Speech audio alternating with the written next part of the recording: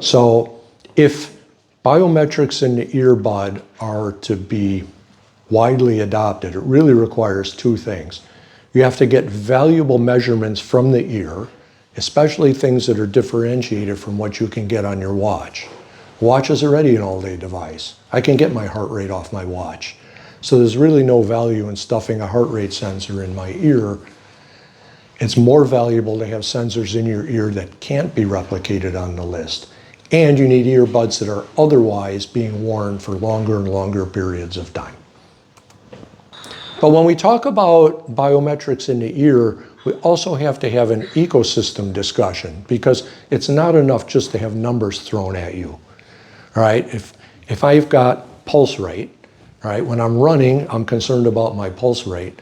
Any other time of the day, just looking at the number doesn't tell me anything. I need the measurements turned into actionable insights. And I see this playing out in two different ways.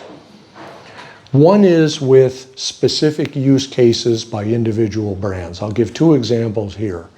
Headspace is a popular mindfulness app, and it has a lot of routines you can use and so on. Well, imagine an earbud that's reporting stress level to the app. Think of a guided meditation, for example, which is actually adjusting the routine in real time depending on your stress level. Okay, very useful application for biometrics in the ear. Or Clue is an app that helps people track their menstrual cycles. And today it's all based on user input, especially if the person is irregular. This will help make a better prediction of when they're going to menstruate or when they're going to ovulate based on their input, because your inputs should be similar as you approach those parts of the cycle, but it's all based on user input. Well, there are slight variations in body temperature that go with the monthly cycle. If you can track those accurately enough, you can feed real useful information to improve the accuracy of the Clue system. So these are specific cases where in-ear biometrics could be really interesting and useful. But ultimately, I think ecosystems are where the maximum benefit's going to come. Right now, Apple's the only one that's really a long way towards developing an health ecosystem. I expect if they really break that out and make AirPods part of the system, then you're going to see other players.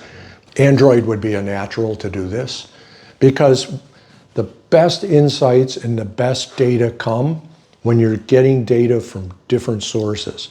I can get data from my watch. I can get data from my hearables. If I have a smart bed, I can get data from the bed. If I wear, the sleep band, I get data from the sleep band. All those together combine to give you even more insights than you get from any one biosensor alone. So I think that's the longer term future of where biometrics are going, but may very well be preceded by some of these specific applications like the ones I gave as an example.